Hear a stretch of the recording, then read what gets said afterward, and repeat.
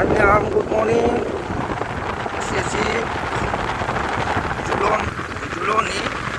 Julai aduna ai ngasi kasar bijoy gobindara Julon nam kado chachabani ne seba chachabani mayam to mayam ena khamira kamni kamanga kasar kamanga bijoy gobinda simagum laiba gobindani mamang agi wari laidi bani ko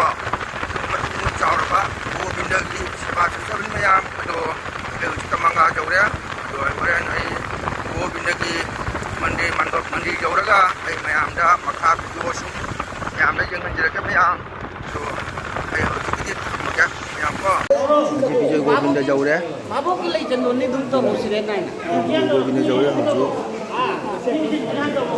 lei jandon ka mayam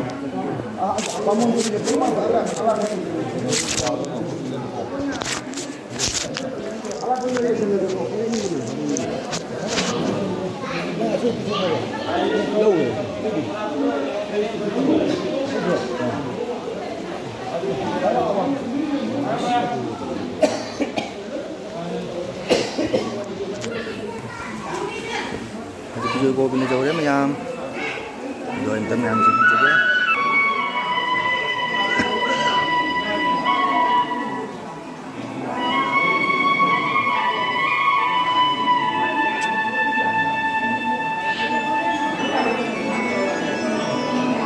kamanga kasar bijoy gobindani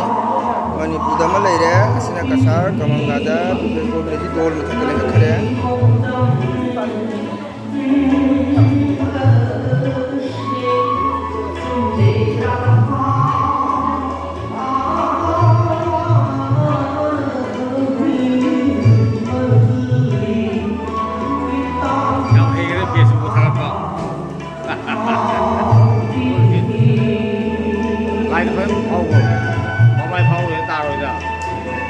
Sina dol ni sing sana bagi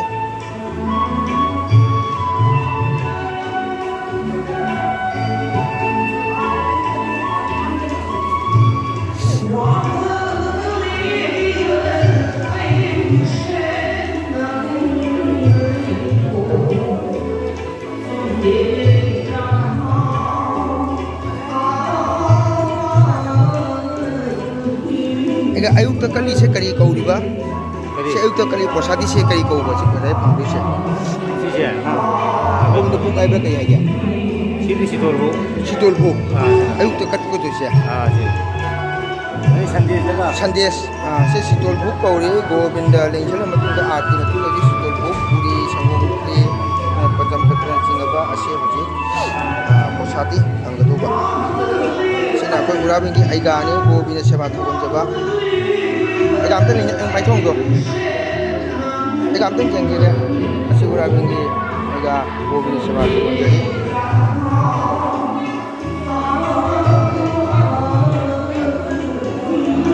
ayuk tingan manina phabo kitang wali ji phabo ti hawa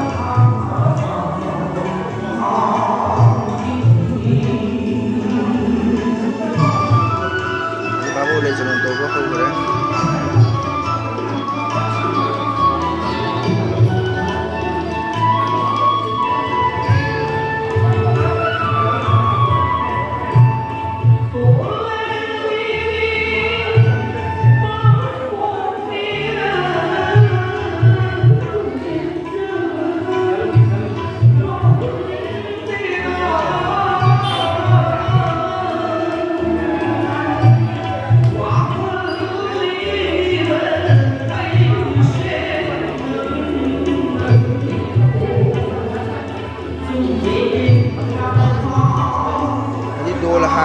gobinda na lingchina leire mayam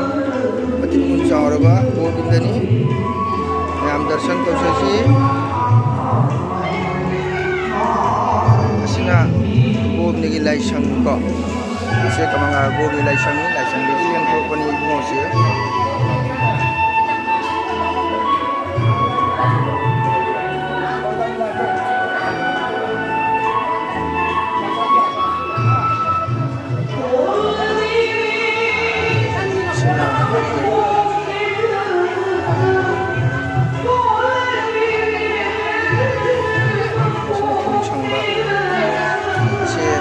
Gobindagi Mangkokniko asigai Gobinda ibungo lengthorokpani Mangkokta dol mathakta dol sanabagi aduga siga Srimati Radhika leriba Mahaprabhu leire siga Sri Gopal Deva leire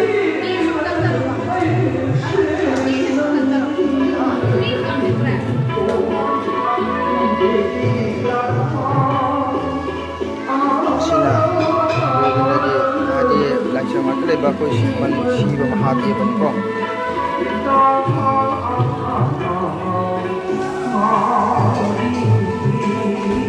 sina kon yetunda naran leire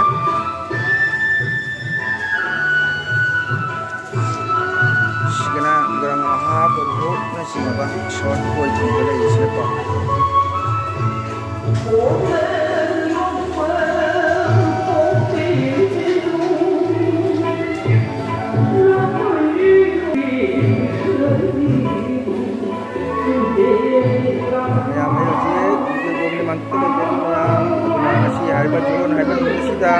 अखोना गोपी चुरना चलसी नादब जेक्तबा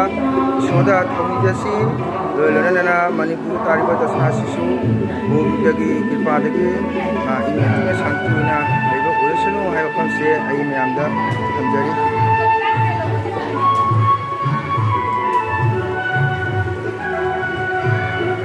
अजी गोविंदगी chital book आइना अजी प्रसादी देरी मयाम पूरी समुखरी सिनबा माइरे पुरा से मयाम गिरे मयाम एगागी मों किनी से असिना को गोविंदगी एगा अखरा पुरिबा को एगानी से गोविंदगी एगा असिना गोविंदगी प्रसादी आइपी आदि नर मतुंगा सिनोर पुराना ओरे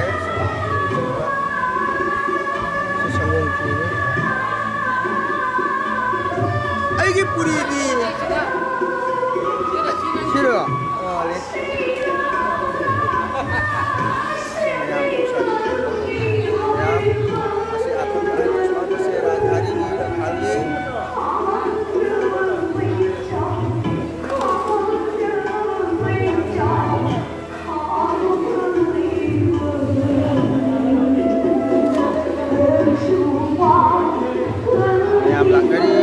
Govinda Paramo Dasani Tamute Meyam Yengere Meyam Ya Nushiri Yongo Yongona Dol Mataka Haira Humale Yushimaya Yongo Govinda na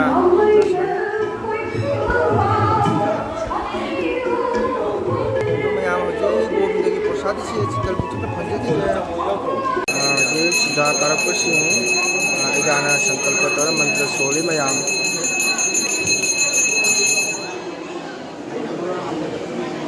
Sida ka puno ya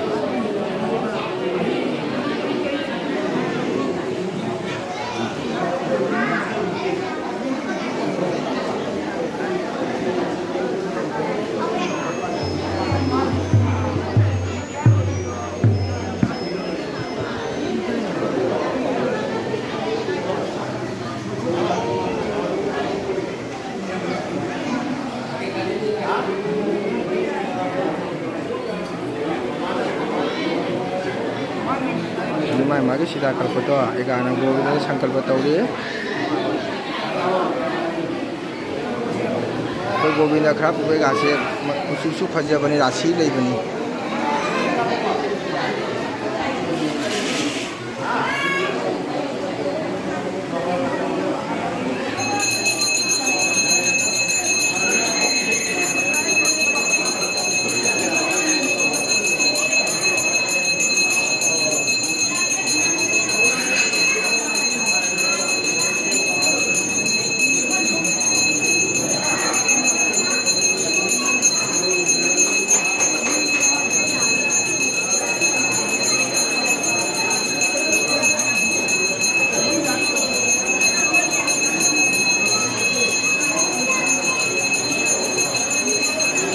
Nina nong di cure,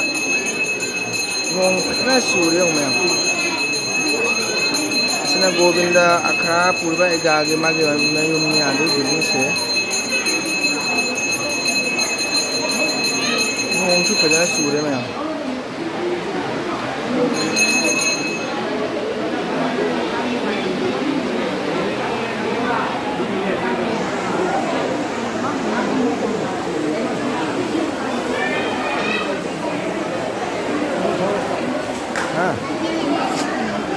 करी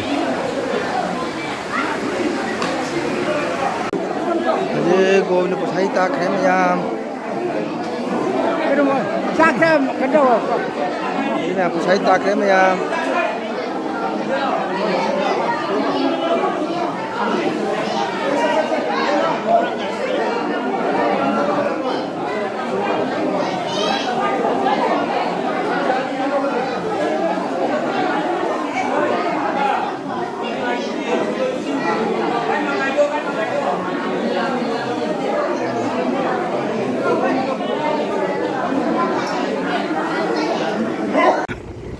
मैम आई हजिक गोविंदा झुलोन नोइदना आई हजिक हले जुमदा मैम अदो नोंजु यामना चुरे ngasiसे अदो ngasi गोविंदा झुलोन asi प्रसादिसु याम फारे हावसु हावे ngasi जदीदि मिसाम तिले ngasi अदो आई हजिक नोंजुना थोरपदे हजिक कामंगा गोविंदा दगी लांथोरे मैम को अदो आई मखा do ngasi sandari chalaro mo sandasu law haibani do sandari chalaro mayam do ni mangani haibani do hayeng su ai phiroi ma leibani na do hayeng sandara chapajai govinda gi thagon che do ngasi gi de hale mayam ai kam kamangka landi je chali mayam nong gi lam chu mayam ngasi che ko julon hai siti nong chu ni hani ko ni mangani ni ado nong chinga ni yam nang su अदो नोंग ख पारिंगे सिगाई लापनि हचांग चु अरुम खर ख हौरिबा को अदो नोंग ख पारिंगे दे हलकपनि मयाम अदो मयाम सुम येंबिउ आइगी video सि आई ngasi गोविंदा झुलोन असि हजि इतौ दु तौनरक्त्रे मयाम को मतम सिनसु अदुना हजि गोविंदा असिदि आखरा सिदि मगुन लेबा गोविंदानिना मोय पालन सुम तौरे अदुना मयाम मनुंग सिबिदना आइगी वीडियो सि मयाम याम फज मियंग ताबिरि मयाम येंबि अदो नुंसिबिदना मयामना मियंग ताबिउ को मयामना लाइक तोबिउ शेयर तोबिउ सब्सक्राइब तोबिउ मयामसु सब्सक्राइब तोबिरबुदि फंजाम जरे अदो तैसु मयाम तोबिरकनी हाइबा वखलसि आई वखंदा खंजई अदो मयामगिसु आई सोइदना मतेंग सपोर्ट तौजगे आइगिसु मयामना सपोर्ट तोबिउ अदो आइना याना पामजना तौजबनी को आई यूट्यूब चैनल से अदो मयाम सिनाव मयामगी चैनल सोइ याम आइना यामना थवाय चांग जाव जेंजई अदो नुंगाय नुंगायबा मयाम वीडियो थांगापिरो फजबा लखोटपा जाबा वीडियो थांगापिरो आइसु मियंग ताजगे मयाम सपोर्ट तौजरी अदो मयामनसु आइगी चैनल सु सपोर्ट तौबिउ अदुगा नुंगायत्रबसु नुंगायना सुम मियंग ताबिउ को मया अदो करि हातरे मयाम यामना नुंगायजे हरावजे अदो अजि नोंसु लाई मयाम अदो आई वीडियो से आई स्वाइदा थमजरगे मयाम